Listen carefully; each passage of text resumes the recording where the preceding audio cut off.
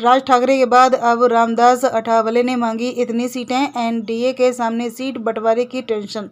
Republican party of India के अध्यक्ष रामदास अठावले आज महाड़ में चौदारतला के सत्याग्रह दिवस में शामिल हुए। इससे पहले उन्होंने महाड़ के सिवावा होटल में प्रेस कॉन्फ्रेंस की और कई राजनीतिक मामलों पर खुलकर अपनी बातें रखीं। इस दौरान उन्होंने लोकसभा चुनाव और पीएम मोदी के विकास कार्यों पर चर्चा की। उन्होंने यह भी कहा कि हमें महाराष्ट्र में 2 सीटें चाहिए, शिरडी और सोलापुर। रामदास अठावले की मांग। एबीपी माझा के मुताबिक रामदास अठावले ने कहा कि नरेंद्र मोदी ने महिलाओं को 33% आरक्षण देकर बाबा साहेब आम्बेडकर के सपने को पूरा किया है। नरेंद्र मोदी के नेतृत्व में देश विकास की ओर बढ़ रहा है। देश में राष्ट्रीय राजमार्ग सुचारू है।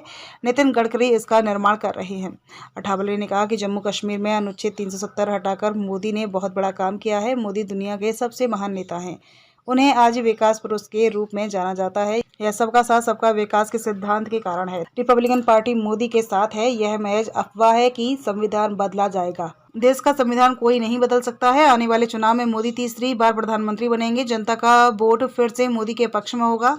महाराष्ट्र में हम सब मिलकर लड़ेंगे। रामदास अठावले ने यह भी कहा कि राज ठाकरे ने अमित शाह से मुलाकात की और सही फैसला लिया। रामदास अठावले ने कांग्रेस को चुनौती देते हुए कहा कि एक दिन राहुल गांधी को भी एनडीए में शामिल होना पड़ेगा। वहीं रामदास अठावले ने भी भरोसा जताया है कि आगामी चुनाव में महायुति को 45 सीटें मिलने की गारंटी है। रामदास अठावले भी सार्वजनिक रूप से अपनी इच्छा जाहिर कर चुके हैं कि हमें महाराष्ट्र में 2 लोकसभा सीटें शिरडी और सोलापुर मिलनी चाहिए। यदि आप शिरडी स्थान नहीं देंगे तो क्या बदले में कुछ और देंगे, ये देखना अहम होगा। रामदास अठावले ने कहा कि हम कुछ भी कर लें, इंडिया मोर्चे पर नहीं जाएंगे। हालांकि आरपीआई पार्टी छोटी है, लेकिन हमें महाराष्ट्र में 2 सीटें मिलने की उम्मीद है।